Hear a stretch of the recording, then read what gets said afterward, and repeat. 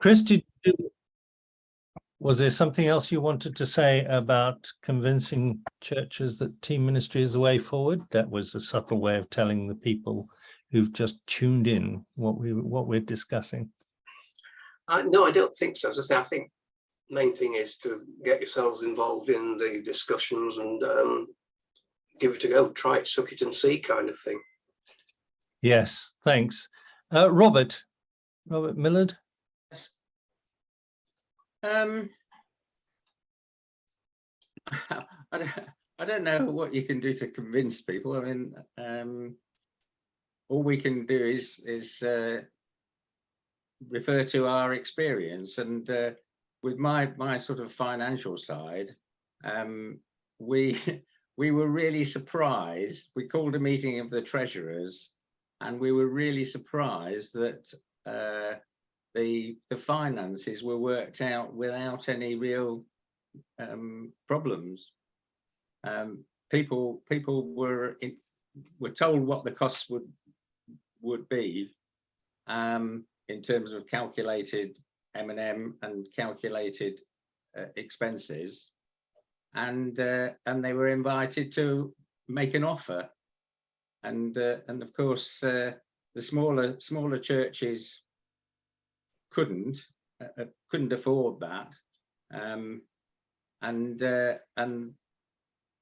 the wealthier churches appreciated that and were only too happy to jump in and make it up. So that all went so much smoother than anybody was anticipating, because of people's generosity. And likewise, I mean, we had lots of meetings to discuss what a team ministry might look like, but it's down to you to work out exactly how it works. So did you get together? Did you get? There's no sort of. Sorry. Go on, Robert. I was just going to say there's no formal constitution, as it were, and our steering group notes are notes, not minutes, as it were. So it's there's a lot of trust involved and what have you, but it just seems to work all right for us. Thank you. Hilary, you want to say something? You need I just wanted to ask Lawrence, how many steering groups that there are in the Sheffield model, please? How many churches? I think it's no, 12. How many steering groups? Steering groups. So one steering group. Thank you. Yeah. It's across the city. Yeah. Thanks. Yeah. Robert, or anybody, did you gather any other groups of people? I mean, you gathered the treasurers. Did you gather? Well, the ministers, I suppose, were already there and on board, but other groups like secretaries, worship leaders. You said, were there any? Was that part of your planning, selling to the churches? I can't really remember, I have to say. Okay. What does Chris think? I think all the meetings were open to anybody, so it wasn't particularly secretaries or. No, we did. If I remember, split from the various groups looking at different aspects, but I can't. It seems such a long time ago. I can't actually remember what all the different groups did now. Mm. But I know I was on one of them, but I still can't remember what we were looking at. And of course, we did have various meetings around all the churches as well, held in different places, which were attended by members of Synod, the Synod moderator, I think, and the convener of the pastoral committee came and explained to churches as well what we were trying to do and how we were trying to organise it. Mm. Can I just say that I was thinking back, and really, we only really got off the ground thanks to Kevin Watson, the moderator. Without him, we would never have got anywhere. He asked, he came to the churches, certainly visited us a few times to preach, asked us to give it a go. We were one who were uncertain, and he did ask us to give it a go. And so because he asked, we said yes. Right. That's really helpful. Thank you. Can I just ask, and this is a kind of gloss on Graham Tarn's question. Did your Sheffield churches join, as it were, at different rates? Did you have early adopters and then some we'll wait and see, or was everyone on board from the beginning? Everyone was on board from the beginning. Yeah. Okay. Thanks very much. Right. Apart from the church that did go, yeah. Lawrence, Debbie from Bamford just put her hand up. She would like to answer, ask a question. Listen, thank you, Debbie. Please do. It was just really about the M&Ms, because I mean, I don't really know a lot about that, but I do know that already within our M&Ms we already pay more than other churches, because so I wasn't quite sure what you were saying, that you worked out your M&Ms as a team, because that's all done centrally just based on our membership as far as I'm aware, but we then have to pay extra because I think we pay something like 110% or whatever it is. As you say, the M&M is worked out centrally, but then the shortfall from the churches that can't afford a full rate is added on to the M&M for the few churches that are paying over the amount. So so is that not done centrally as well? Because that's what I wasn't quite sure of, because we end up paying more. It is, but they first of all send out the full M&M calculation for all the churches, and then we tell them how much to reallocate to different churches. So so that's what I'm trying to get clear. You didn't do that within your own little partnership and say no. Right, so because that was the impression I got at first, you see, so that's why I wanted to clarify it. So it's not that you've got together as a partnership and then said, well, will you pay some more? And how do you think it works then? Sorry, I just assumed it was all worked out centrally, and because of the numbers that we have in church, we then get charged more because we've got a bigger congregation than some of the other churches, and so therefore it's calculated out by membership numbers for each church. But then some of those churches can't afford that full amount. So their sort of shortfall is made up by the richer churches. But is that just within your partnership, or is that centrally? No, well, we advise central that our M&M should be split between the different churches in this. Yeah. Okay. So that's what happens already with us. I just didn't know if you'd done something different. That's what I was trying to establish, but it sounds like it's the same thing. Sorry to have interrupted. Right. Thanks, Debbie. Are there any more finance questions while we're talking finance? If there are, please just unmute and ask. Sorry, Lawrence. Yeah, am I getting the impression that Sheffield have a fairly large say that gets given back to Central as to how their partnership deals with the M&M that comes from Synod? Is it a Sheffield decision or is it a Synod decision? We advise Synod how it should be allocated. So we revise the figures. Certain of the churches pay their full figure. Certain of the churches can't afford that, and their contribution is added on to the churches that have supplemented it. So Sheffield knows the balance sheets of all the churches within the partnership? No, I don't think you need to know the balance sheets to do that calculation. Oh, mind you, how's your M&M calculated? By Synod. Yes. And then it's up to the individual church to go back to Synod and say, we have a problem. Not connected with the partnership or the model at all. Well, no, it would be connected with the model in our save. Right. Yes. That's helpful. Thank you. Any other questions on finance? Or in that case, let's move on to the distribution of ministers' workloads and about how ordained ministry of word and sacraments is deployed within the Sheffield team and amongst the churches. What's the kind of process by which those kinds of decisions are made? Barry, whom would you want it'd to... probably be useful for me just to explain that briefly, and then see a couple of people from Sheffield comment on what I've said. Okay, that's fine. I mean, essentially, there's 3 key meetings, which is one of the ministers is almost always at the elders' meetings and church meetings locally. So we're agreeing with the local leadership what they would like the ministers to be working on. Second thing is the steering group that meets usually every 4 months, I think it is.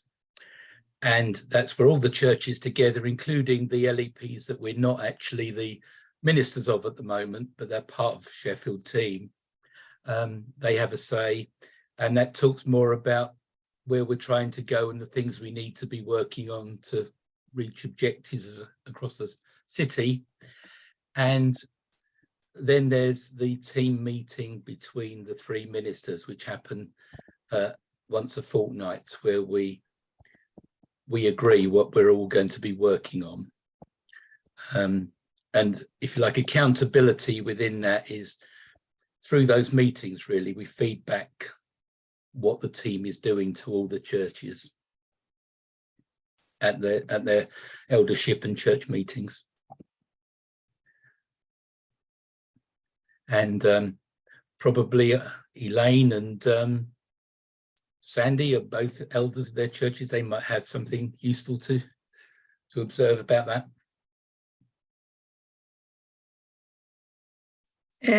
Is this a point to say something about the pulpit supply and the plan that one of the ministers devises, which gives us at least 6 months looking ahead and making sure that each church has a minister an equal number of times, really, as much as can be. It helps with the churches that do afternoon services, because they might have more ministerial input than those of us who do morning services. And as Barry's just said, we always now have a minister at a church meeting or an elders meeting. We will usually say ahead, before the preaching plan comes out, we'll say we will have harvest on such and such a date. It would be our elders service of elders induction a certain date. Ideally, we'd like a minister at those services. So we are now getting ministers at more of the key services than perhaps we've had in the past. Can I ask, while you're talking about that, Elaine, when you're looking at the distribution of ministry in the churches, are you looking purely and solely at ministers of word and sacraments, the 3 team ministers, or are you also including the lay preachers, for example? No, just the team ministers, and then the lay preachers we have fill in on the other services, or outside preachers we have in, from other denominations come in, or elders. We're doing more of our elders are now leading worship as well. Okay, thank you. Each church, as I understand it, does their own pulpit supply to fill in the gaps within the team preaching plan. Okay. So the churches put together their preaching plan individually?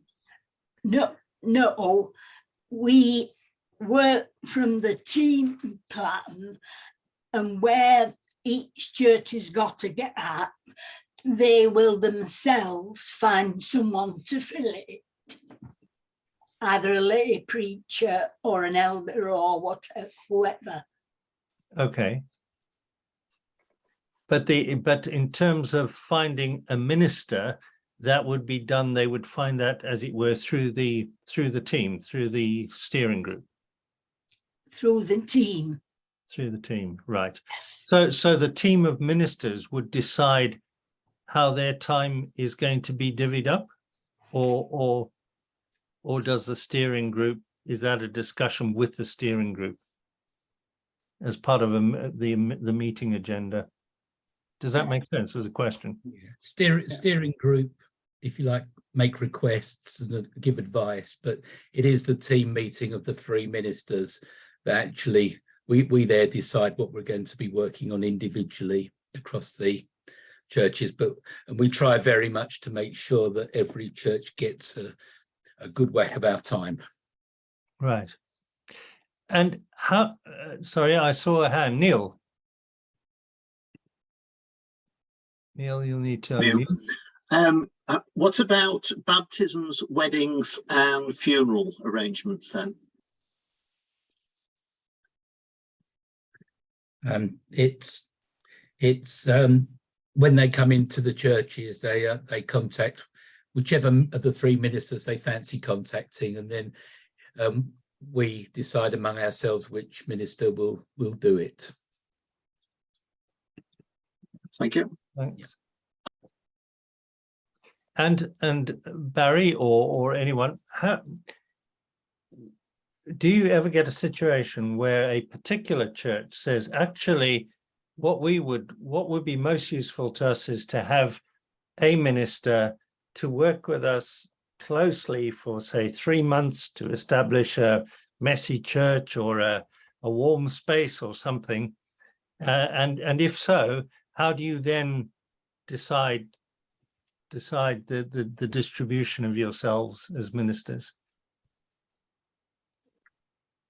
I think that could happen, but Barry will know how it would work. I think it's not cropped up so far, but I think we would feel that if it did, I think we as a church we'd feel able to ask from the team to do something like that. Right. I mean, in practice, we do try to make it be all 3 ministers involved in things as much as possible. So if a church came and said, can we have a minister working with us on a particular project, I think we'd, as a team of ministers, want to discuss among ourselves whether we felt that was necessary or whether it could be the 3 of us in some way working on it. Great. Can I just say that during the pandemic, we held our services on Zoom, and that sort of fostered the relationship between the members. And we now have the last Sunday of 5-week Sunday months, we have a joint service. So in person or still on Zoom? In person now, yeah. And when we had a student minister with us, she developed things like Woodland Church and what have you, and the whole of the Sheffield team were invited to join her, although she was probably doing it as part of a particular church's activities. So there was a lot more, or there is a lot more joint services than there were before. Before we didn't even know where Sheffield was for our village. No, not quite, but Thanks. I've got 2 questions, one from Hilary Grierson and one from Pauline. Folks, if you could, if you'd like to ask a question, the reaction button allows you to raise your hand, and then your picture will go up to the top and I can see you very clearly. So thank you, Hilary, then Pauline, because Hilary had her finger up first.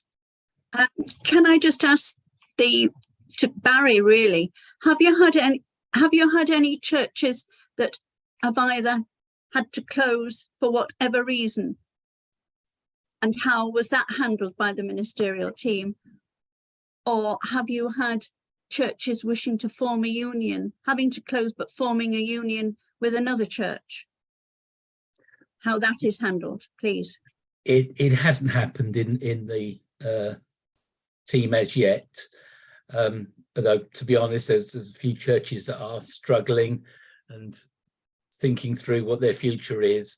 And I think our view is that we'll try to help them to keep doing what they feel they're called to do as long as possible. And if they feel that closure is the path, then we'll be alongside them through it. So again, I personally think that having that team of 3 makes that sort of thing much easier to do. Thank you. Pauline. Thank you. I think it's probably rather than a question, Lawrence. It's more of a sort of clarifying something. And this comes from a point of view, I'm really encouraged, first of all, by hearing how the churches that are involved in this, feel as though they've got, they're seeing the ministers more, they've got more involvement. But I know we're wrestling a lot at the moment in Oldham and Tameside Partnership in terms of the accountability. We've got a very stretched ministry. I'm sure the ministers themselves, the stipendiaries, do feel stretched to stipendiaries. But when Barry explains sort of the way it's done, I think the way I thought from an accountability point of view, and I'm going back to sort of the old style church meetings and saying one minister, I thought the steering group would have more of a say in terms of the accountability and deciding the priorities for the team, however big that team ministry is. But it came across, and forgive me if I got that wrong, it seemed as though the ministers themselves were more determined that, rather than the way we're trying to wrestle with it at the moment, thinking it should really be the steering group that decides those priorities, and then obviously with agreement how that's worked out.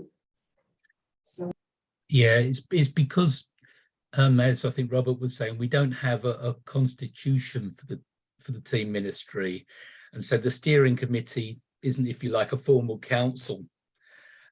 So it hasn't got actually any formal authority. But I can't imagine a situation where if the steering group said we want the ministers to do this, I can't imagine the ministers saying, don't care, we're not going to do it. I'm sure we would always try to follow that request from the steering group. But just another question, Larry, if I can just lead on. I'm just trying to understand the practical, how things come into you as a team. And you said, whoever decides who to ring, which ministers to ring, how does the pastorates know who's available at any one time? How do they sort of think, right, there's one number that we ring, or, how do you sort of organise that when there's 3 of you, some maybe on holiday? How's that sort of communications work between the pastorates and yourselves?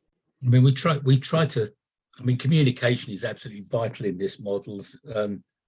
So that the 3 ministers communicate very, very closely. If, say, Zadie was away last week, so she told as many people as she could, and she put something on her answer machine saying, please contact Simon or Barry on their numbers. And then I don't think we've come across an issue really so far.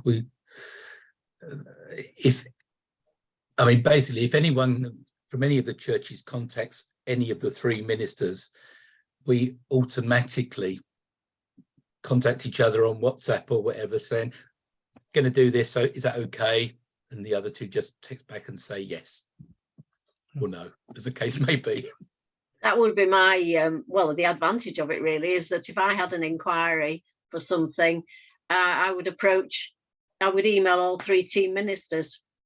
And, then they respond having discussed it. Right. Yeah, WhatsApp groups are wonderful for these sort of quick, putting everybody in the loop.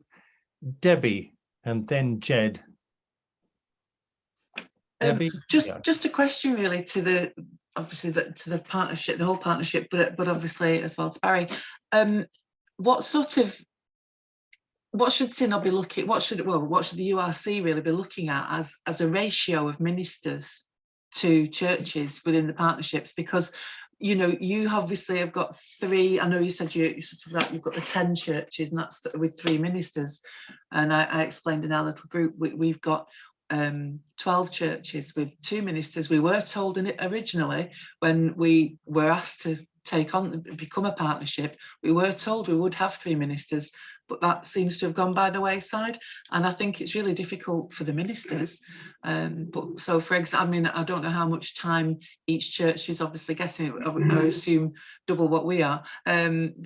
We'll get 3 weeks of a minister in 6 months this next year. So I've just had the rota through because I'm one of the worship leaders now. I don't know why I am. So it's just, I wondered, had the URC really thought about what the best ratio? I mean, if the Sheffield model is working, that would suggest that you need at least, you know, what 1 to 3 churches, whereas we've got 1 to 6. I mean, the Sheffield is so we've got the 10 official churches in Sheffield, when we've got West Melton who's outside of Sheffield, so we've got 11 churches, and there's 4 LEPs that we could be asked to become ministers of at any point, although we hope that's not going to happen. I hope they'll stay with the Anglicans or Methodists or whatever. It's been interesting because Simon has just been on sabbatical and holiday, so he was away for about 4.5 months, and Zadie and I kind of were wondering, how's this going to work? And I think we've learned an awful lot about how strong this system is, actually, because we coped superbly, I think. We still managed to cover, apart from Sundays, which were a problem because 2 don't go into 11 churches very well, but all the other stuff we covered by letting go of things which perhaps were not desperately important. Whereas, because from my perspective, the reason I like this model is I think pastorally it's really good for the ministers. They feel supported, and it takes an awful lot of the stress that you get when you've got 1 church or a couple of churches or your own churches and demands coming in all the time. That sharing is just, I think, makes you a much more effective minister, personally. Thanks. We got some 3 questions, 3 hands up, but just before we leave this, to follow up Debbie's question, how much do you think, and this is really to the lay people because it's about their experience of ministry. You know, Debbie was talking about Bamford's experience of ministry and that it feels quite stretched and thin. How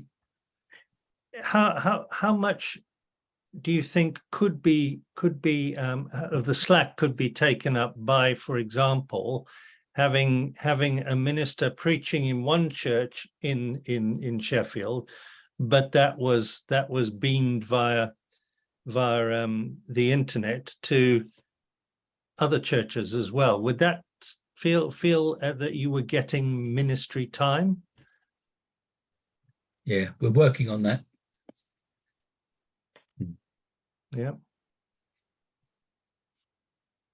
Well, I would add to what Barry's just said. Before the Sheffield team came about, we had 1 minister for 3 churches.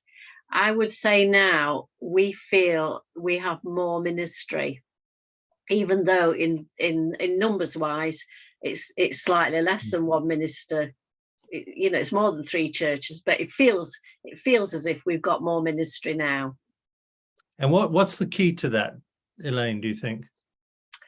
We just seem to see more of them. I mean, we see them midweek more than we used to do, and they're available somehow. You know, they're easily contactable, and we don't worry so much that one minister it has got a load of work, because we know they're sharing the work. I don't know, but it's what it feels like. That's helpful. So So ministers are actually freed up more to be ministers and less to do lots of other things. Is that what you're saying? Yes, probably, yeah. Yeah. And is that your experience as ministers, Barry? Yeah, I mean, one of the things that I observed when I joined the team was that the local elderships were actually much better than I'd experienced before at actually thinking through what they needed the minister to do and what they could do among themselves, actually. So I'm quite impressed by the way the church's elderships have responded to this model. But yeah, when we're doing, we have a support program, so we plan out where we're going to be and what things we're going to attend. So we make sure that we're out at all the churches as often as we can be, so that we're seen and we meet the people in the churches. Can I just come in there? Because we were a church in vacancy when we went into this, and we'd been in vacancy a long time, and quite frankly, we felt totally forgotten. And coming out of vacancy, and you're never in vacancy when you're in a team, so you don't have this problem. I mean, if everybody in Yorkshire were in teams, there would be no vacancies. In that sense. Yeah, thank you, Jean. Yeah, good observation. Right, Jed, you've been waiting very patiently, and then Alistair after you. Yeah, I think it was on the same subject, Lawrence. I appreciate that we have perhaps fewer ministers than the Sheffield model in proportion to the number of churches to cover. But the comments being made was that the church's first port of call for things like weddings and funerals was to contact the minister of their choice and allow the ministers to decide which one would pick up the role or the task. I like to think that the way we've started our missional partnerships is the church, each church first of all considers whether they can do a funeral or a wedding before they actually contact the ministers of word and sacraments. And I think that's because we've got fewer in proportion to the number of churches.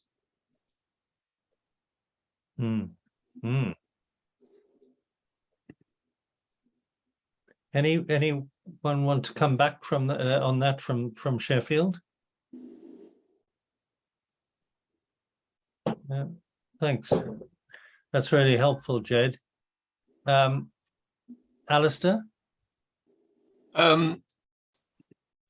We hear about the Sheffield model, and that it was perhaps the idea, the moving force behind it was the then moderator, I presume, of the Yorkshire Synod. But I also wonder to what extent it works well because the ministers work well together. How much is dependent on personality? Yeah, it matters a lot, yes.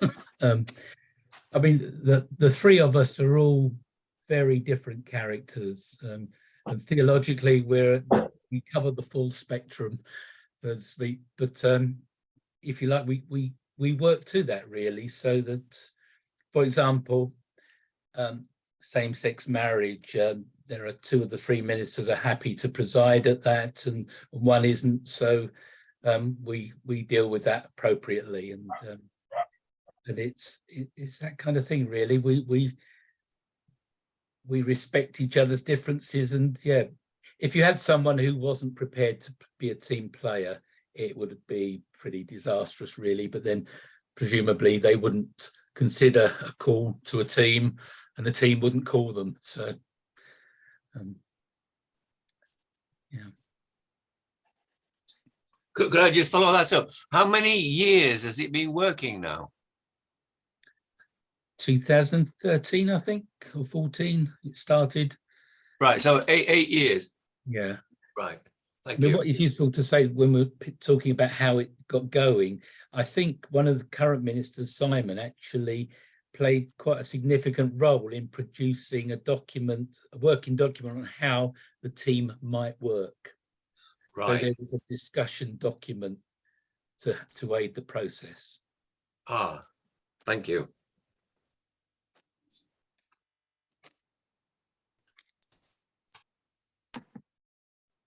Hi, yes, mine fits in really. It's not really a question, it's more an observation, because what's come across again very strongly to me this evening, and it was very much the case last time, is the whole bit about the essence of communication and working together. And I think what Barry's just said about working as a team and being a team, I think one of the problems that we've had within the Northwest is that ministers perhaps were put together and decided that they were doing this rather than actually feeling that they were called, and therefore I think and there's no criticism here, that must be very, very difficult, and I think that does affect how people work together, because if they're not of like mind or similar, you know, the communication and the sharing isn't going to be as strong. Yes, can I just say that part of the process of calling Barry was that he met with the other two ministers so they could sort of sound each other out and see if they could work together. And after Barry had met with them and they'd had their discussions, the churches then asked the two established ministers, what do you think? Can you work with this bloke? Because if they'd said no, we would probably not have called him, because it is vitally important that the three ministers are prepared to work as a team and that they all get on well together. And they all bring different strengths as well and different expertise. So you get sort of free, really, yeah. Thanks.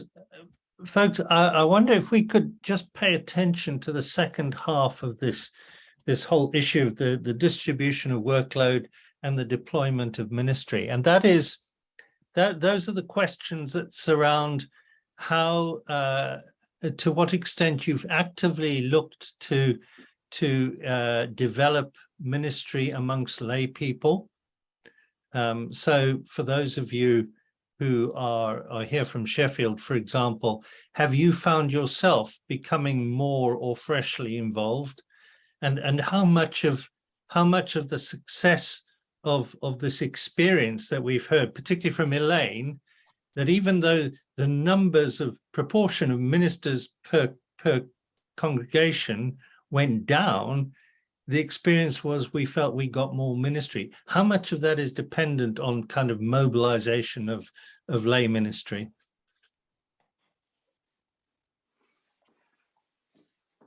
I'll leave that for any one of you to pick up.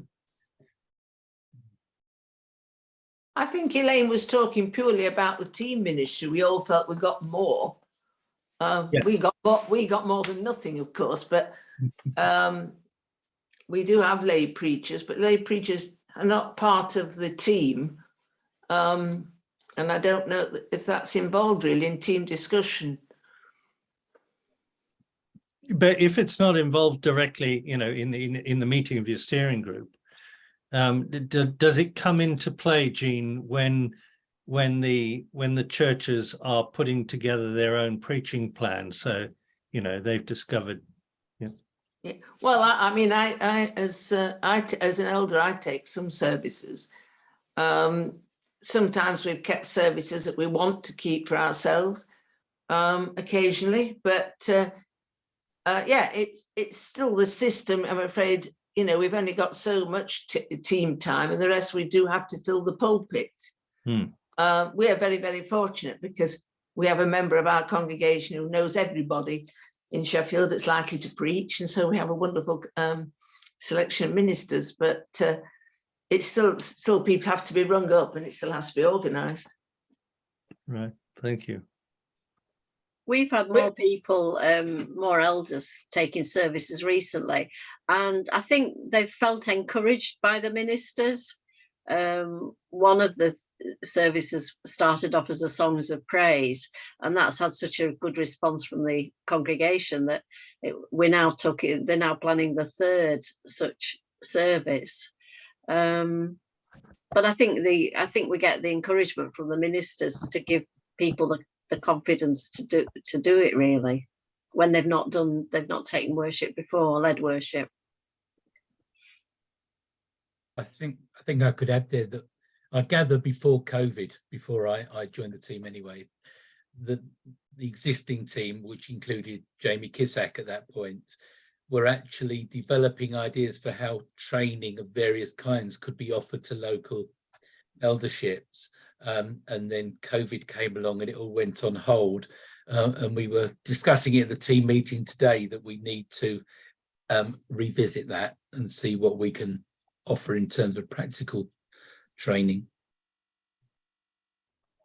Right. Do you find that if churches are looking for lay preachers to fill gaps in the rota, do they consciously look within the Sheffield churches, or is that not a consideration at all? Well, our pulpit supply at Leadless, she has a list of loads of people within the Sheffield area that would be able to preach. But as elders, it is our responsibility to make sure that the worship in churches, of course, is as it should be for the URC. And if we have any vacant slots and nobody to fill it, then the elders as a group, or one or two of them, would then take a service. Right. Yeah. Thanks. I think it's an interesting thing about the mindset that the team model develops, really, because I think quite a lot of the churches, if not all of them, do have services that the eldership take without bringing in preachers from outside. And I've been quite surprised by how many of the churches actually say, can you make sure we've got plenty of services that we can do as a team? So I think there's this concept of we're not just part of a Sheffield team, but also I think that sense of being a team locally has naturally, in my observation, started to develop, though in some places more than others, to be fair.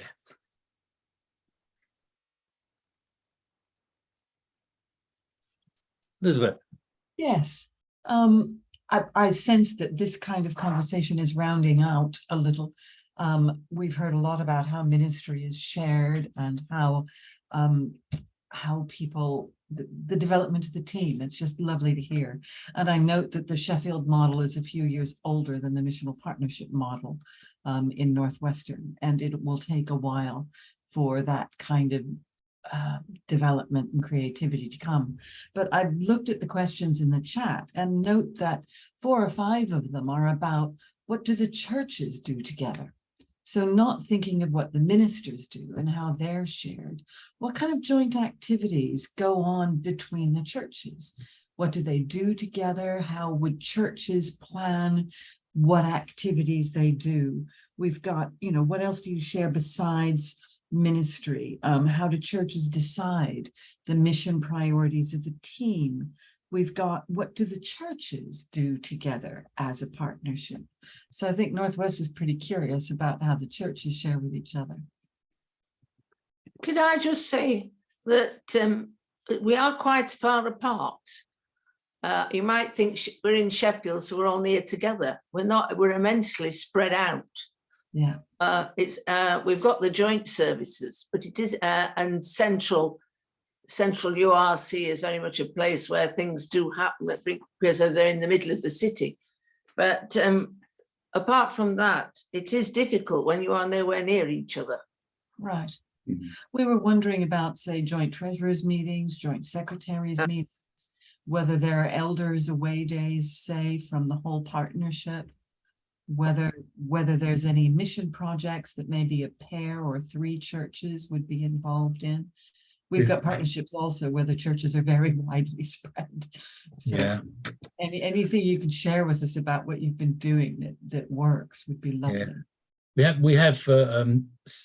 the church secretaries together, usually for a Zoom meeting, to talk about where we might be going across Sheffield, and try to see if there are points of sort of mutual interest there, and if there are, we take it forward back via the steering group. We are working on various things. Again, I think COVID stopped a lot of thinking, which we're getting going again. But next year, one of the things we're pushing is we're having what we're calling a year of invitation, very much a gentle evangelistic approach to, think about your fellowship, think about your worship, and do stuff that you can invite people to, and then actually invite them. And we're doing that across the whole of the churches, all the churches working. And what ideas are coming up, we're hoping, our hope as a team ministry is that some things might come together, probably not across the whole city, but between various congregations. Mm-hmm. And we're also been working on a prayer diary, which is a diary that we create locally that helps the churches to pray more, very much focused on their local community, which we're hoping will lead to missional thinking. And it's working quite well where it's been adopted. So that's, there you go. Sally Ann's showing one up on her picture, a brand new one. Hang on a moment, Sally Ann. Could you put that up again, please, Sally Ann? Oh, thanks. Right. Cool. So we're hoping to have one of those for all of the areas across Sheffield, put together using a template that I've got, and then the local church developing it for their personal situation. So in that sense, we're starting to do stuff across the team that might not have happened if we weren't a team. But as for more physical activities coming together, that's not really happened much beyond the joint services at the moment. Okay. Can I mention that before Barry joined, that we had a couple of craft initiatives that were across all the churches, one for remembrance and one for parables. And the parables one was supposed to culminate with an exhibition of everybody's craft work, but because of COVID that was cancelled, and I'm not quite sure whether they're still going to arrange something now, but they were encouraged across all the churches in Sheffield. Thank you. Sally Ann, your hand's up. Yes, I just wanted to share that we have an event that's happening in a couple of weeks, and that's been it's like a puzzle sale, and that's been good because we've been able to invite our neighbours. It's of interest to people who don't ordinarily go to church, and I think they will be going. As it happens, I can't actually make that event, but anyway, my neighbours will be going. Oh, that's great. Yeah. And also, we've circulated all the team churches, with the poster for it. So hopefully, we'll see people from other churches. And we do things together like shoeboxes as well. We've had little walks that the student minister instigated. So we're trying to work together, but it's and we in Zoom we made a much better relationship, getting to know everybody across Sheffield really well, but people don't like moving from their own church very much. Some do and have a wonderful joint service. Others don't appreciate that. And I think as well, you have to look at your ages and physicality of your congregation, because some are just not physically able, and they wouldn't, like Elaine says, they wouldn't be happy moving about to other churches. Yeah. And Thursday night is Sheffield Zoom night. So we have a something that's led by one of the ministers every Thursday evening, apart from when Synod decide to have their meeting on the same time. And it's all sorts of things. Sometimes it's serious, a Bible study thing, or a talk about a topic, like I did a little series on the civil rights movement in America. And sometimes it's a light-hearted quiz or someone's top 10 favorite hymns. So it's a right mixture of things.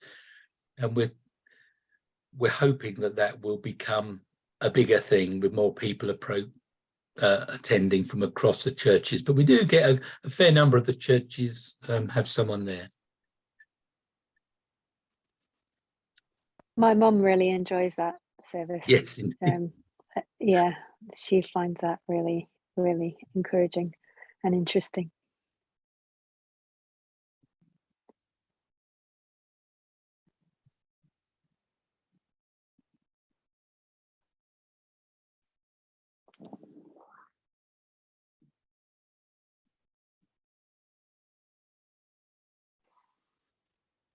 You're muted, Lawrence.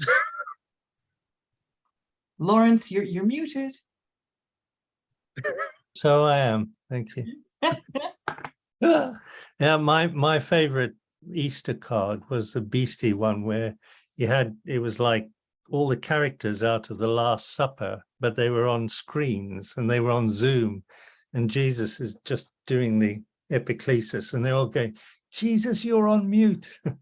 And so listen, the other question I had was about accountability. How does accountability work in your system? So, you know, when decisions are made in the steering group, and so will do this, and this church will do that, and the other, are you accountable to each other for making sure it all happens, or is that just sort of ad hoc? Yeah, I think it's through the feeding back through steering committee and the local eldership and church meetings, really. I mean, to be honest, they keep us on our toes. If they've asked us to do something and it's not happening, they point it out. So they're not shy. Right. So you feel you as ministers feel properly accountable to the steering group and the P. Yeah.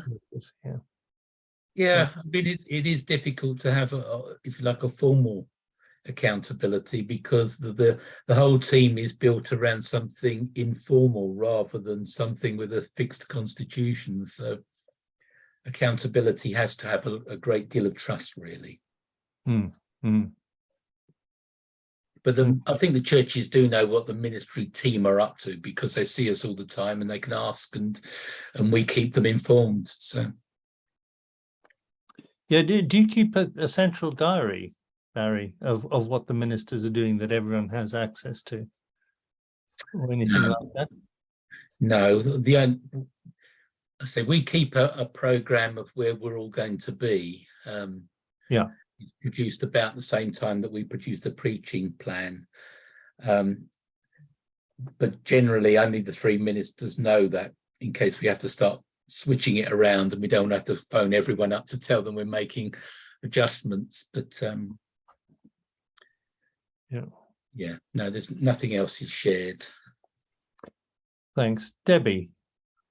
Just thinking about the accountability, it's not, for me, it's not really about the accountability of the ministers, but actually how aware are the team of what's going on in all the churches? How are they happy with what's going on within the churches? You know, how are they keeping I mean, there's obviously, you know, our elderships are working incredibly hard to make sure everything's going on, and all the teams within the churches are doing so much. I mean, I've been listening to all the things that are going on there, and it's fantastic. And a lot of that's obviously down to the people in the church.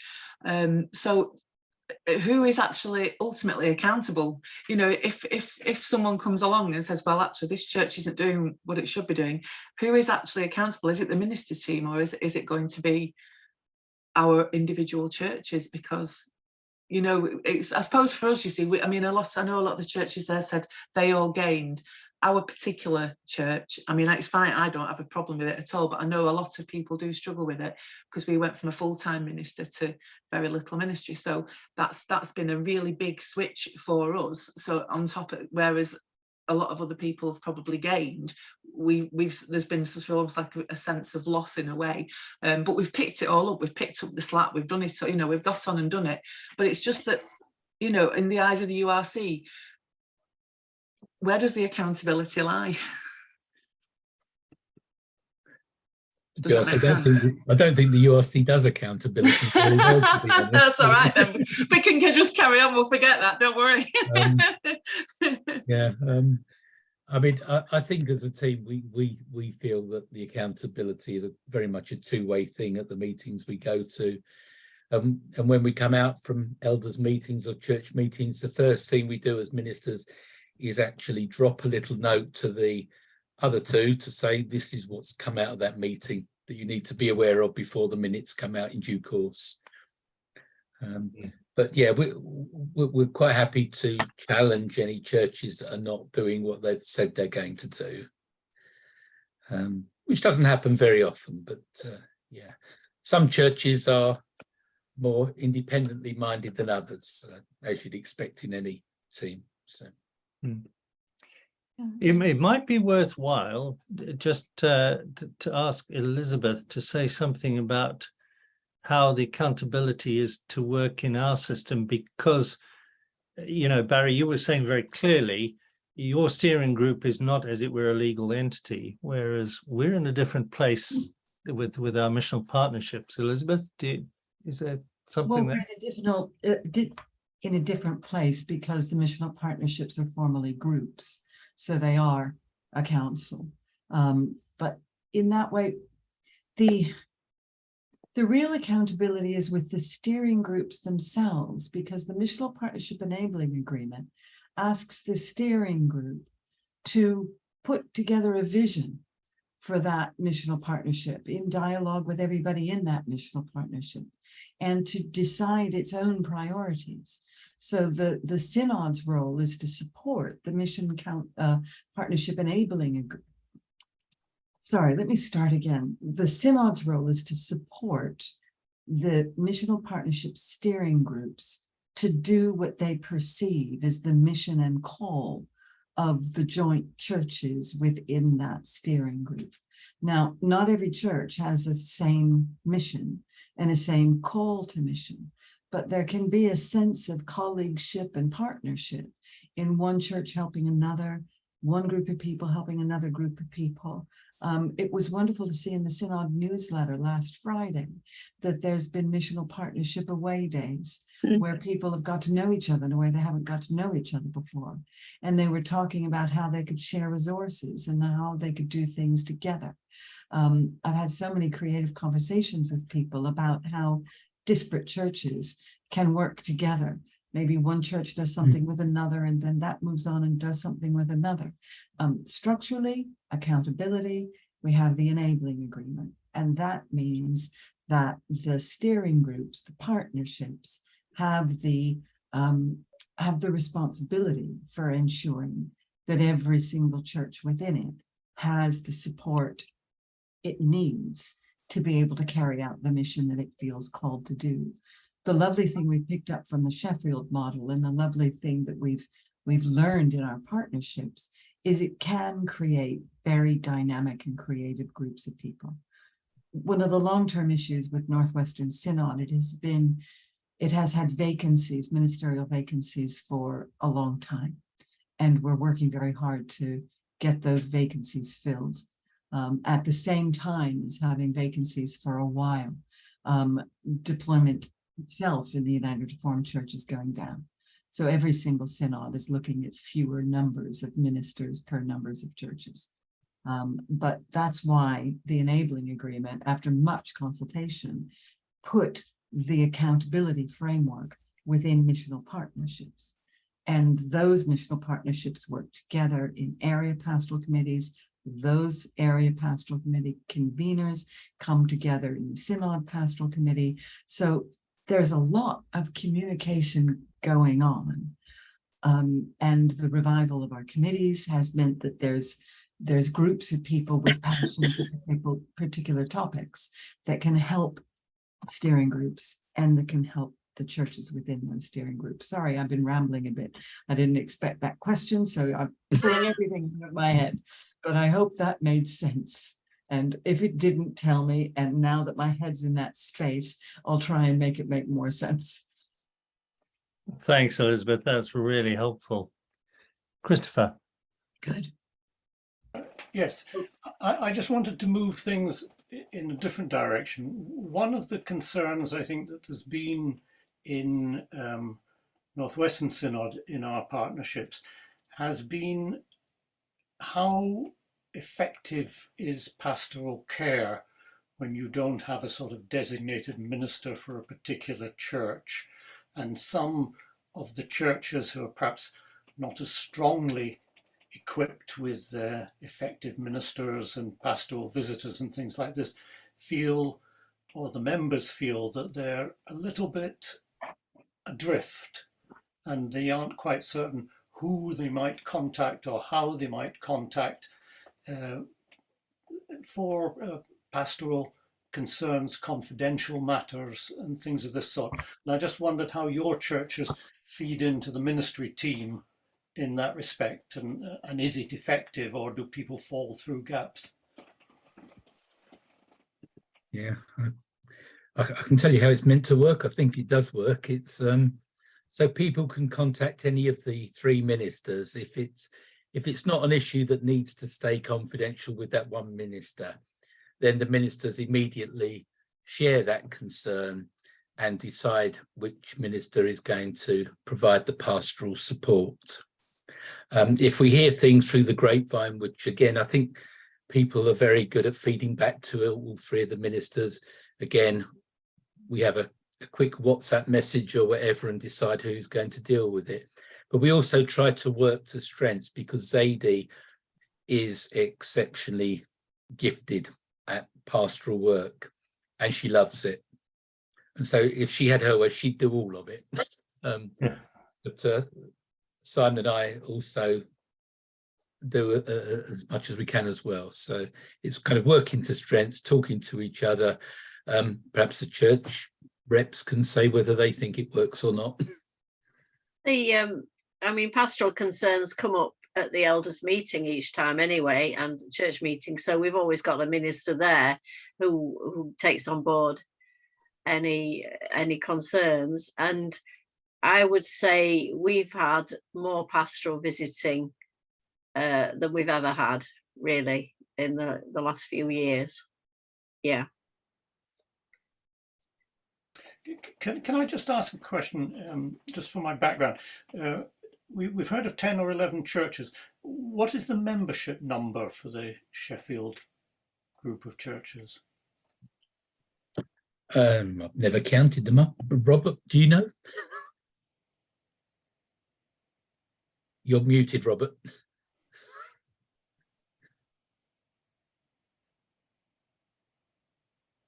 Robert, you're still muted. Hang on. Sorry, I clicked on unmute. I'll have the details somewhere, but I need to look it up on my computer, which would mean I'd shut you down for a minute. But can I? Is there a way that I can send you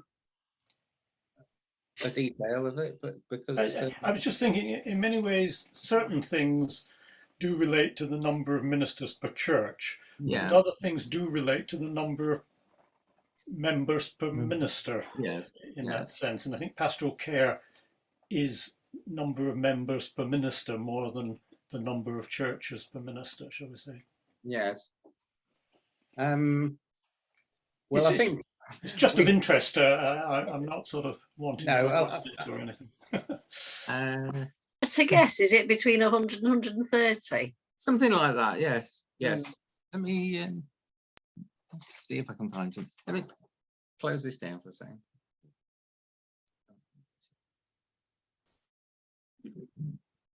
Yeah, I mean the church. I'll come back to you when I've found it. Just a minute. Churches Okay, vary thank in you, Robert. size. None of the churches are enormous. I mean, Central, I think, would be our biggest official membership, which I think has got something like 75 on their membership list, I think. And then others would be somewhere between 25 and 35, I'd guess. We're about 42 at Dorantopley. Right, yeah. And then we got like Bridge with 10 and Low Edges with I think about 10. So it's a no huge congregations. That's a good question. Lawrence? Jeff, you wanted to ask a question? Yeah, I just wanted to ask the Sheffield people, please. I am unmuted. Yes, I am. How did they encourage congregations to be involved with other churches? At our place, to start with, about less than 10% have even heard of the steering group, and very few people will travel very far to other URC churches. They're committed to their church. I wondered how Sheffield solved that problem. To be honest, I don't think we've solved it, but I think we've just made steady progress, really. I think, I mean, our joint services, when they started off, were not getting an enormous number of people, but the last one, I mean, the church was packed solid, really. In fact, the last few have been packed solid churches. So people are kind of, I think, beginning to learn that there's something good about coming together. Thank you. But yeah, some churches, as I say, more than others, are more locally focused. Others very keen on progressing things across Sheffield. So the churches are all in different places in their thinking. Thank you. Can I ask a question? All right. You said that the ministers dropped things that were less important. And in Cumbria, we have an ecumenical county. So our ministers also have to attend mission community meetings with all the other denominations, which can be quite a workload. I wondered whether you had much contact with the other denominations in Sheffield and whether that took up much of your time.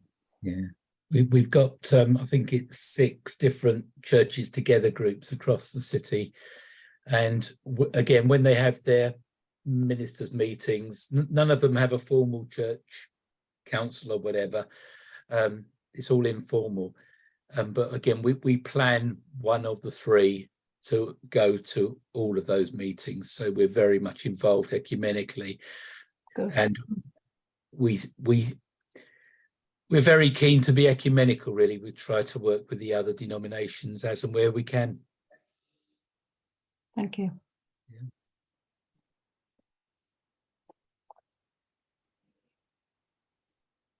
And it is an interesting thing that actually being in this team model, that planning where you're going to be at different times just seems so much easier than when I had one church and I was trying to work out how I was going to fit everything into the week and failing miserably. It all just seems so much easier. And to be honest, I'm not quite sure why, but it is. Can I ask Barry? Earlier you said you see the churches all the time. And we've had a lot of questions tonight about how often can a church see its minister. We've had someone saying that I think it was Debbie saying you're only going to see a minister 3 times in 6 months. So how is it? It's actually 4, sorry, I've just checked. All the churches all the time, because you're clearly not at every church every Sunday. You clearly share out the attendance at elders meetings between the 3 of you. So not all of you go to every elders meeting. So how is it that you feel you see them all the time? We'd really love to know that. Yeah, I think the ministers are not just there on Sunday. That we try to get to, say, Central, have a coffee shop that's open 4 days a week. So one of us goes every week to one of their 4 sessions. And if there's anything happening in the churches, we try to make sure one of us is there for at least part of that event. So I think we get seen quite a lot at the churches. And if there's various events that clash, sometimes we may be able to go to one and then go on to another one straight away. And it's very... Okay, this might be an unfair question in front of colleagues from your partnership, but what happens when a minister has an affinity for the work of one church and they don't feel the same kind of affinity for the work of another church, and they feel that they're more related to one than to another? Does that happen? And if it does, how do you manage it between the three of you? We're pretty determined not to allow that to happen, actually. We don't want there to be churches that are treated with favoritism. So we want all the churches. So when we're having our team meetings, we might discuss about, someone might say, I'd really like to work on that with that church, and we'll discuss it and then see whether that's appropriate. But our default position, it really is all 3 ministers get involved in everything, unless there's a good reason not to. Right. So it's that we don't want to water down this model at all, because then we think it'll stop working if we start watering it down. Okay, so you don't have, say, a contact minister per congregation. So there's a minister that the congregation always knows that they call. Okay. Yeah. Yeah, our names are on, all 3 names and contacts are on all the notice boards, hopefully. So thank you. Friends, I think we've come to the end of certainly the original list. And I think what's felt a little bit luxurious has been the time, both because, you know, so many of us have gathered from the Northwest, and also so many have joined us from Sheffield, and actually to have a good go at some of those things, and to talk about them has been good. And special thanks on behalf of the Northwest to those of you from Sheffield. I just wanted to ask if there was any of the Sheffield folk who were burning to say something that before we drew to a close. So just please open your mic and do so. I should apologise for saying so much. I know it was meant to be the church folk saying more than me, but I would just say try it. We would recommend it. Yeah, it's been a very enriching and encouraging experience, and I agree with Elaine. You know, go for it and try it, and put everything into it, and trust your ministers. Thank you, Sandy. I think you've just probably answered one of our first questions, which is how do you persuade churches that team ministry is the way forward? And that was very persuasive. Thank you. And also just an opportunity for the Sheffield folk to hear back from us. If there's something that you've heard tonight that surprised you or delighted you or excited you or inspired you, or something that you feel has helped you, perhaps you just quickly unmute and say in a sentence what that is, just so there's an opportunity for us to hear what's been received over the course of this evening.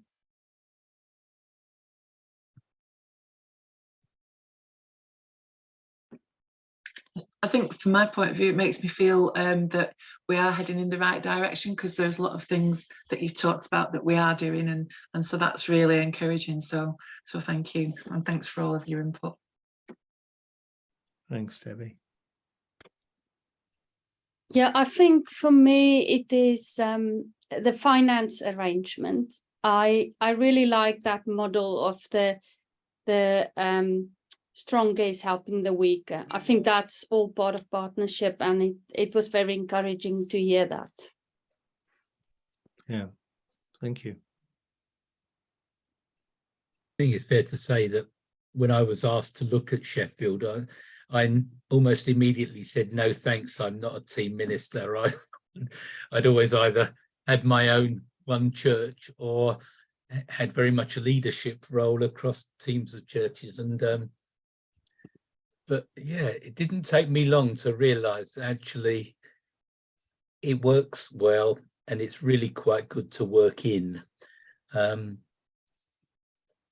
yeah, I think I'm serious when I say I wouldn't want to go back to having just my one church again. I think the traditional models we have in the URC have stopped working. I'm not sure I see any of them working really. So I felt like I wanted to give it a go, something new, a bit of a challenge for me, and just glad I did really. If I may, I've been a new member to the church in that I joined perhaps in, was it 2019 or 2020? I can't remember exactly, but anyhow, since I found the services were really interesting. It was good to have different preachers every week. I just found it was good to get to hear the gospel from different people. I could imagine it's quite it's a bit more challenging if you're just the one minister that preaches every week, you know, to come up with to making the gospel seem fresh, if you understand what I mean. It's just been really refreshing. Thank you, Sally Ann. That's a really encouraging note on which to close. Thank you so much to everybody. Thank you very particularly to our guests from Sheffield, our friends from Sheffield, our fellow travellers. We'll keep you in our prayers. Please keep us in your prayers as well.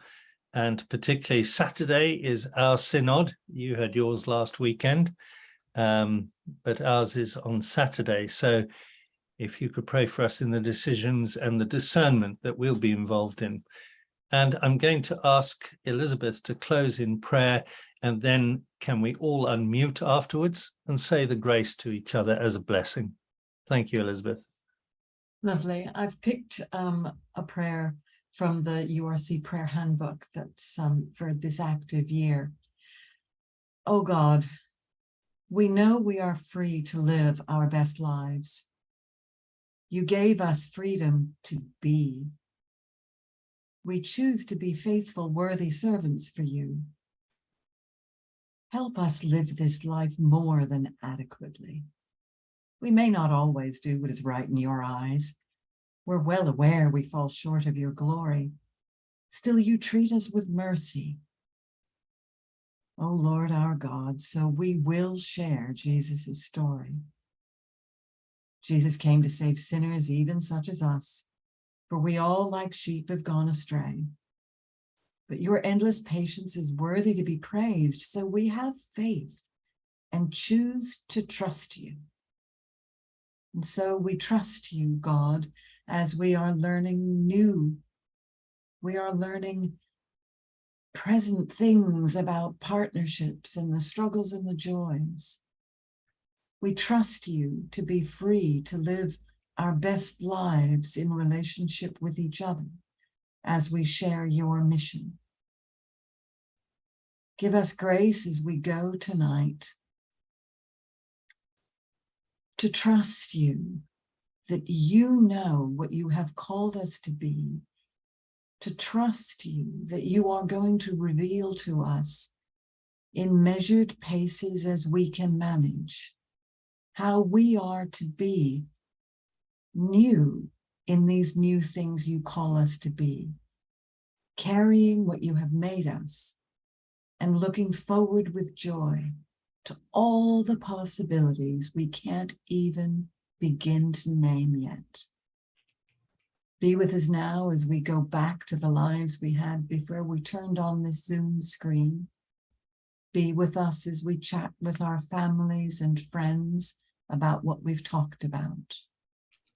Carry us as you carry those in the Ukraine, in Russia, in the United States, in East Africa. Carry us all to our best lives, where things are fair and we can perceive a future which is good. We bring these prayers to you in the name of Jesus Christ and in the power and presence of Holy Spirit. Amen. Amen. Amen. Amen. So let's unmute, friends, and bless each other. Okay. May the grace of our Lord Jesus Christ, the love of God, and the fellowship of the Holy Spirit With us all forevermore. Amen. Amen. Amen. Amen. Thank you again.